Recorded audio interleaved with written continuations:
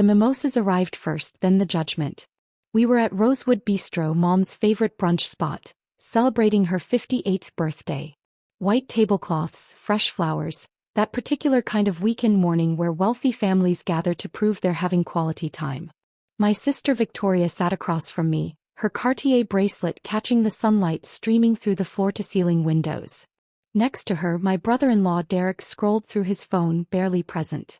Mom was at the head of the table in a lavender dress that probably cost more than most people's monthly rent. "So, Emily," Victoria said, dabbing her lips with her napkin, "are you still at that restaurant? What's it called again?" "The Harbor," I said, cutting into my eggs Benedict. Right. The little seafood place." She smiled in that way that wasn't really a smile. "How long have you been there now?" 5 years. 6. 6 years as a waitress." She said it loud enough that our mother's book club friends at the next table could hear. "At 32 years old. That's something." Mom shifted uncomfortably. "Victoria, Emily is a server. It's honest work." "Oh, I know." Victoria's voice dripped with false sympathy. "I'm not judging. Some people are just meant for service roles. Not everyone can handle corporate pressure like Derek and me." Derek looked up from his phone long enough to nod. He was a mid-level manager at a tech company, the kind of guy who talked about disruption and synergy at dinner parties. Victoria worked in pharmaceutical sales, made good money, and never let anyone forget it. "Actually," I said calmly, "I'm not a server anymore. I haven't been for 4 years. Victoria's perfectly microbladed eyebrows rose. "Oh, did you finally get promoted to hostess?" The book club friends were definitely listening now. I could feel their attention shift to our table. "Not exactly," I said. Before I could continue, Victoria cut me off. "You know what, it doesn't matter. The point is, Mom, some of us have been thinking. Emily's clearly struggling. Still working in restaurants, still in that tiny studio apartment, still driving that awful car from college. Maybe we should do an intervention. Help her see that she needs to make changes." "An intervention?" I set down my fork. "A loving one," Victoria assured me. "We're worried about you, Em. You're 32 and you have nothing. No real career, no property, no savings that we can see.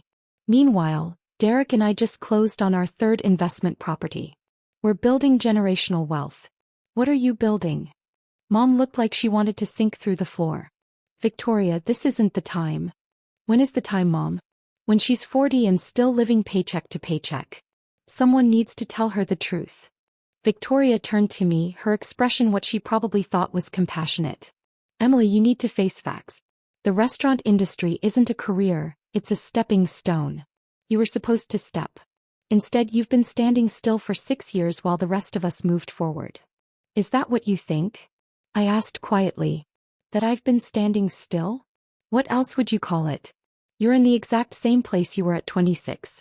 Same job, same apartment, same life. That's not progress, that's stagnation." She looked around the table for support. Mom wouldn't meet my eyes. Derek nodded along like a bobblehead. The book club friends were pretending not to listen while hanging on every word. At Mom's birthday brunch, my sister announced, "Emily's still serving tables at 32, so embarrassing." Victoria said it with an exaggerated sigh. "I mean, come on. It's Mom's birthday and we have to pretend everything's fine when clearly it's not." That's when my phone rang. The ringtone was distinctive. A specific sound I'd programmed for one contact only. The contact I'd been waiting to hear from all week. I pulled out my phone and looked at the caller ID. James Mitchell, CO, Pacific Trust Bank. Victoria was still talking. "And another thing, you can't even put your phone away during family brunch?" "That's exactly what I'm talking about. No professional." I answered and put it on speaker. "Ms. Thompson." James Mitchell's voice was warm and professional, the voice of someone who handled 9-figure transactions before lunch. "I apologize for calling on a Sunday, but I wanted to confirm personally. Your $47 million wire transfer is complete. The funds have been moved to the acquisition account as requested. Shall we proceed with the restaurant chain acquisition on Monday as planned?" The table went completely silent. Victoria's champagne glass froze halfway to her mouth. Derek's phone clattered onto his plate. Mom's hand flew to her chest. Even the book club friends had stopped pretending not to listen and were now openly staring. Yes, James, I said calmly. Proceed as planned. The Wellington Group acquisition should close by Wednesday. Have the contracts been finalized? All ready for your signature, Ms. Thompson. Congratulations on acquiring your 8th restaurant group. This brings your total portfolio to 43 individual establishments across 6 states. Quite an achievement. Thank you, James. I'll be in your office Tuesday morning to finalize the paperwork. Excellent. Oh, and Ms. Thompson? Your personal financial advisor asked me to remind you about the quarterly review meeting. Your portfolio has grown substantially, and she'd like to discuss some new investment opportunities.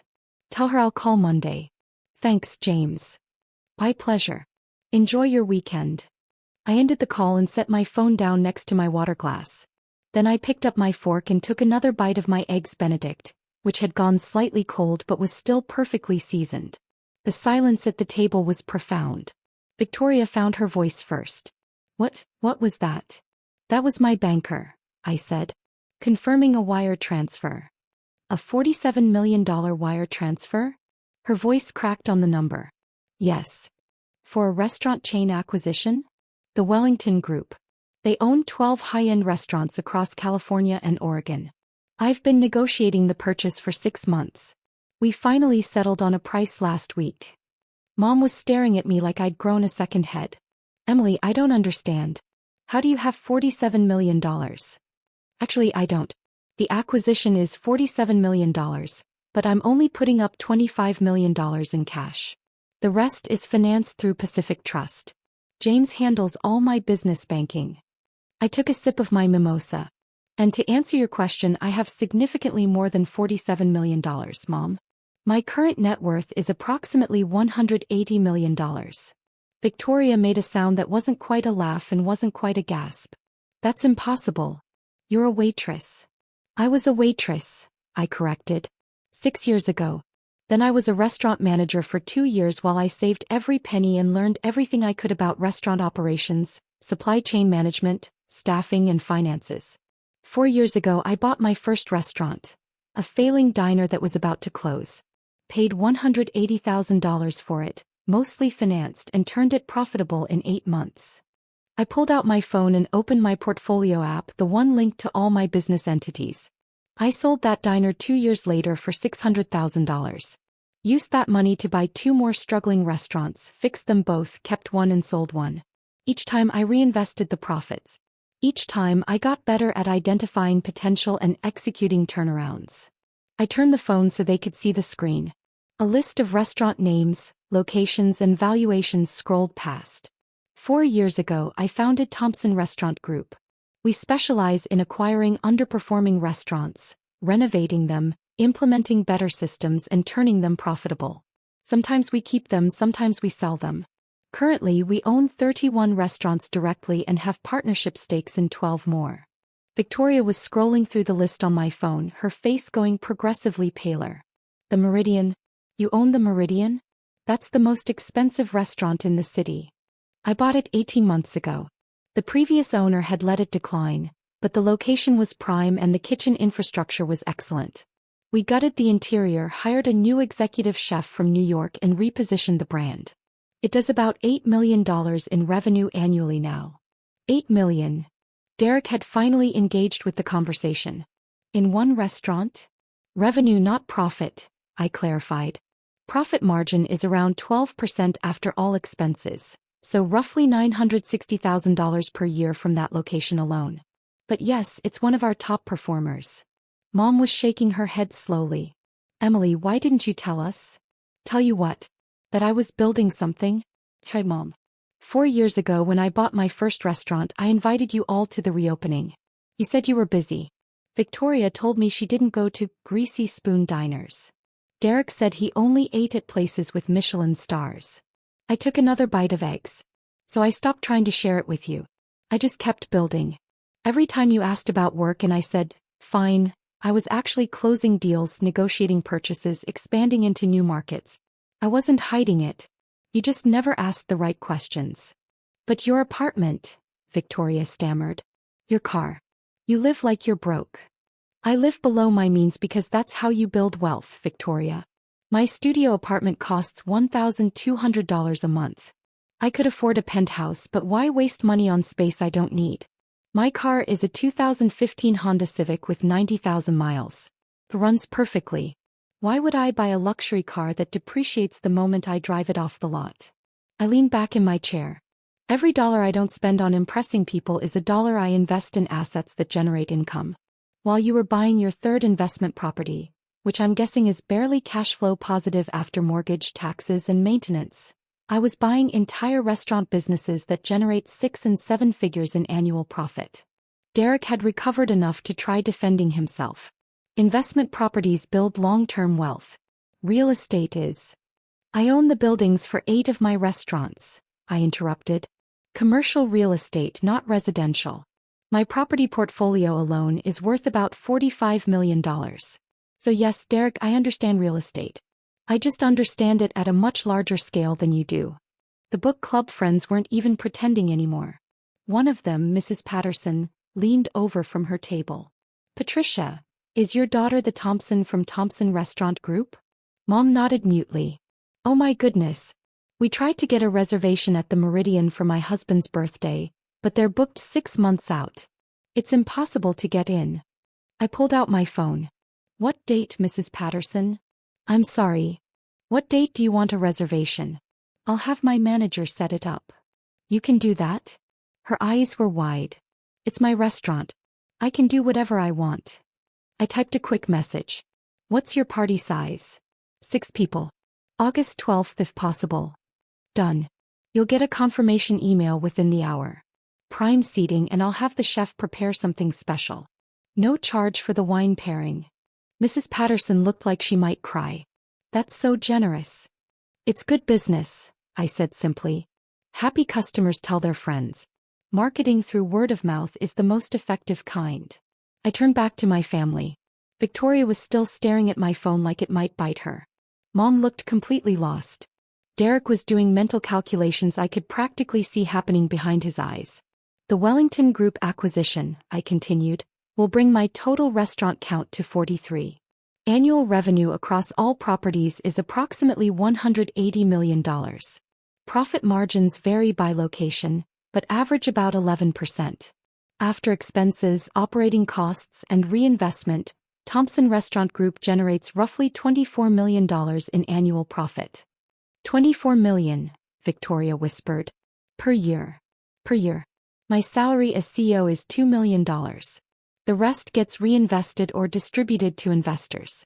I own 89% of the company, so most of that distribution comes back to me anyway. The waiter appeared to refill coffee. He looked nervous, probably sensing the tension at the table.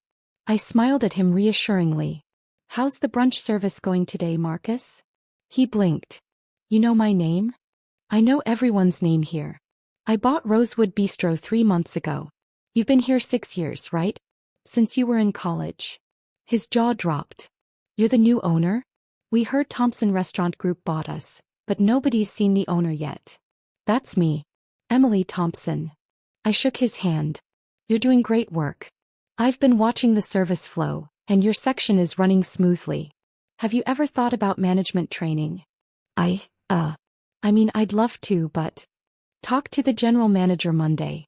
Tell her I want you in our next management development program. We're always looking for people who understand service at your level. His face lit up. Really? Thank you, Miss Thompson. After he left, I turned back to my family. That's how you build loyalty in a strong team. You see talent, you nurture it, you promote from within. Marcus will probably be managing one of my restaurants within 2 years. Maybe even own equity in it if he's exceptional. Victoria had found her voice again, and with it her defensiveness. Well, congratulations on your secret success, Emily. Though I have to say it's pretty manipulative to let us all think you were struggling when you're apparently some kind of secret millionaire. Secret millionaire? I laughed. Victoria, I'm not secret about anything. Thompson Restaurant Group is a registered business. We're in trade publications. I've been interviewed in Restaurant Business Magazine and Food Service Director. I was featured in the Business Journal last year as one of the city's fastest-growing private companies. None of it was secret. You just weren't paying attention. We didn't know to pay attention, she protested. Because you decided who I was based on where I worked 6 years ago and you never updated your assumptions. That's not my fault, Victoria. That's yours. Mom finally spoke, her voice small. Emily, sweetheart, I'm so confused. If you've been this successful, why haven't you shared it with us? We're your family. Am I? I met her eyes.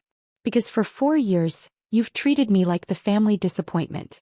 Every holiday, every birthday, every dinner, there's always a comment. About my job, my apartment, my car, my life choices. You've made it abundantly clear that you're embarrassed by me.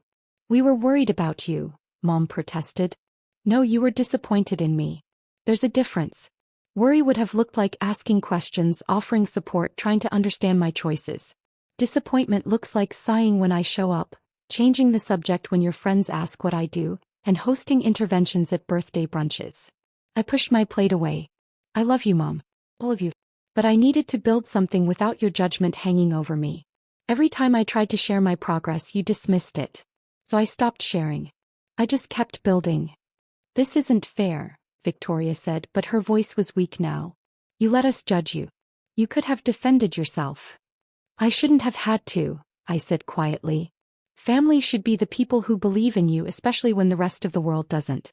But you were the ones who didn't believe in me. So I proved myself to the rest of the world instead. My phone buzzed with a text. I glanced at it and smiled. Excuse me for a moment.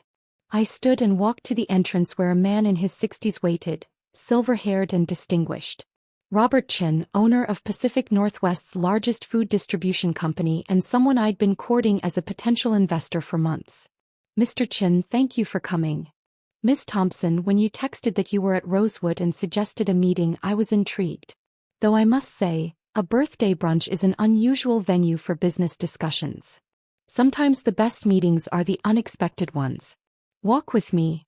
We strolled through the restaurant and I explained my vision for the Wellington Group acquisition, how it fit into my expansion strategy, and where his distribution network could create efficiencies that would boost profit margins by 4 to 6%. He asked sharp questions. I had sharp answers. By the time we circled back to the entrance, he was nodding. I'm interested. Have your team send me the full prospectus. I think Chin Distribution could be very valuable to your expansion plans, and frankly, your growth trajectory is exactly the kind of investment opportunity one look for. I'll have the documents to you by Wednesday. Thank you, Mr. Chin. After he left, I returned to the table. My family had barely touched their food. Who was that? Mom asked. Robert Chin. He owns the largest food distribution company in the Pacific Northwest. We've been discussing a partnership where his company becomes the primary distributor for all my restaurants. It would cut my food costs by about 8% and guarantee him a massive contract. I think we just closed the deal. Victoria was shaking her head. This is insane. You're casually negotiating multi-million-dollar deals at Mom's birthday brunch. Business doesn't take weekends off, Victoria. Neither do I. I sat back down. Now where were we? Oh right, you were explaining how I'm a disappointment because I'm still serving tables. She flinched. Here's the thing you need to understand, I continued. I did serve tables. For years. And I was good at it. I learned more about customer service, operations, and human behavior in those years than you've learned in your entire pharmaceutical sales career. Every table I served taught me something. Every difficult customer was a lesson. Every busy Friday night was a masterclass in efficiency and grace under pressure. I looked at each of them in turn. You thought I was beneath you because I wore an apron and took orders. But I was learning how to build an empire from the ground up. Literally. I started at the bottom and worked my way up, understanding every single aspect of the business. That's why I'm successful now. I didn't skip steps. I earned every inch. Mom was crying quietly. I'm so proud of you, sweetheart. I just wish I'd known. You could have known. You chose not to see. I want to see now, she said. I want to understand your business, your life, all of it. Can you forgive me for being so blind? I thought about it. Considered holding the grudge, keeping them at arm's length the way they'd kept me. But what would that achieve? I'll give you a chance, I said finally. But things are different now. I'm not the struggling daughter you worry about. I'm not the embarrassment you hide from your friends. I'm Emily Thompson, CEO of a restaurant empire that's about to get significantly bigger. You can either accept that and be part of my life, or you can keep judging and be left out of it. Your choice. We choose you, Mom said immediately. The real you. Victoria nodded, though she looked shell-shocked. I'm sorry, I really am. I was awful to you and you didn't deserve it. No, I didn't. Can we start over? Can I learn about your business? Maybe even, I don't know, invest? Be part of it somehow. I raised an eyebrow. You want to invest in my company? If you're open to it. Derek and I have about $300,000 in liquid assets. We could. Victoria, my company doesn't need $300,000. We generate that in profit every 5 days. If you want to invest, I'd need to see at least $2 million to make it worth the paperwork. Her face fell. Oh. We don't have that kind of money. I know. But there are other ways you can be involved if you're genuinely interested. I'm always looking for people with skills and you're good at sales. Maybe there's a place for you in business development. Her eyes lit up. Really? If you're serious, it would mean starting at the bottom, learning the business the way I did. No special treatment because you're my sister. You'd have to prove yourself. I'd love that, she said, and she sounded like she meant it. Derek was still doing calculations. So when you said you were working at the harbor for 6 years. I said I was at the harbor for 6 years. Which I was. First as a waitress, then as a manager, then as an owner. I bought the harbor 3 years ago when the previous owner retired. It's one of my most profitable locations. You own the restaurant you used to work at? I own 4 restaurants I used to work at. When I see potential and opportunity, I make moves. The harbor was the second restaurant I purchased. Now it does about $3.2 million in annual revenue with a 14% profit margin. Not my biggest earner, but consistently strong. Mom was smiling through her tears now. Can we see them? Your restaurants? Can you show us what you've built? Sure. We can do a tour next weekend if you want. I'll show you the operations, introduce you to the teams, explain how everything works. But fair warning, it's real work. We'll be there from 6 a.m. to midnight if we hit all the locations. I want to come, Victoria said quickly. I want to understand. Me too, Mom added. I want to see everything. Even Derek nodded. I'd like to learn how you scaled so fast. That's impressive from a business perspective. My phone rang again. This time it was Sarah, my director of operations. Emily, sorry to bother you, but the Wellington Group's attorney just called. They want to move up the closing date.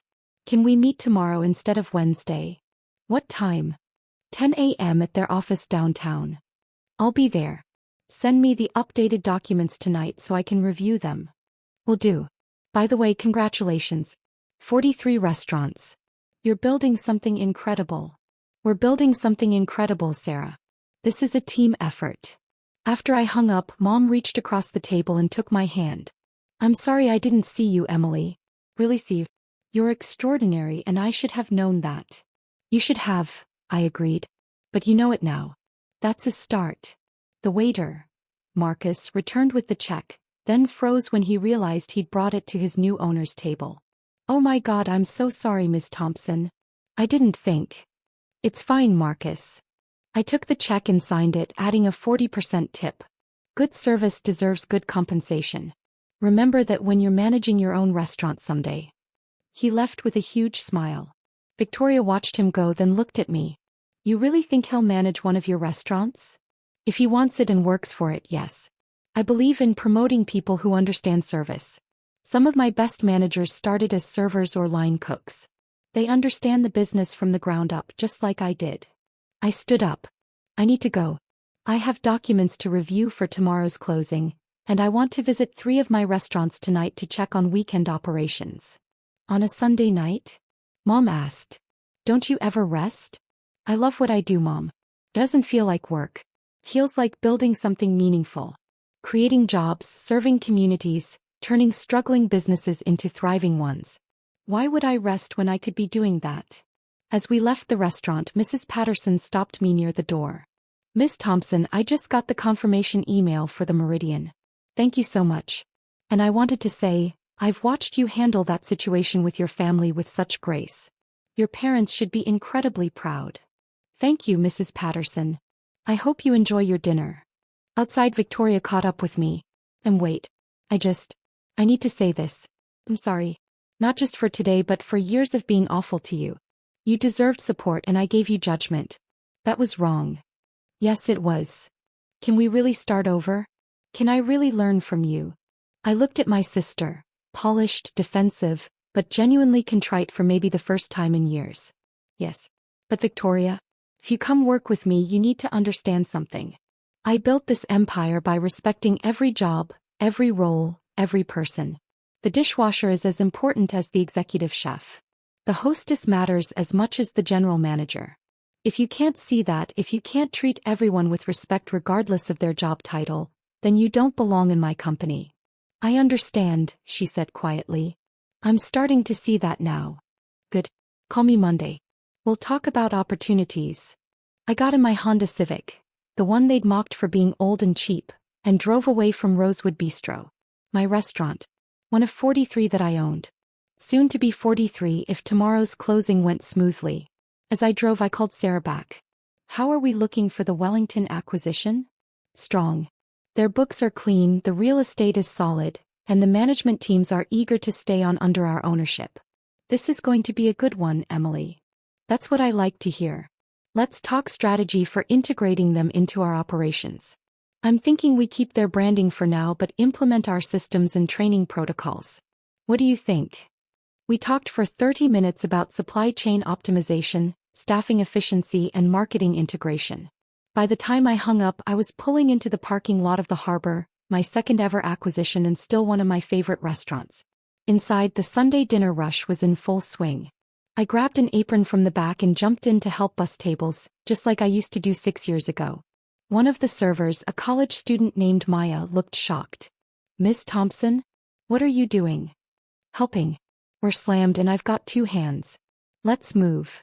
For the next 2 hours I worked the floor alongside my team. Clearing tables, refilling drinks, running food. The same work I'd done years ago, but now I own the building, the business, and the entire operation. Around 9 p.m. after the rush died down, I sat with the manager and reviewed the night's numbers.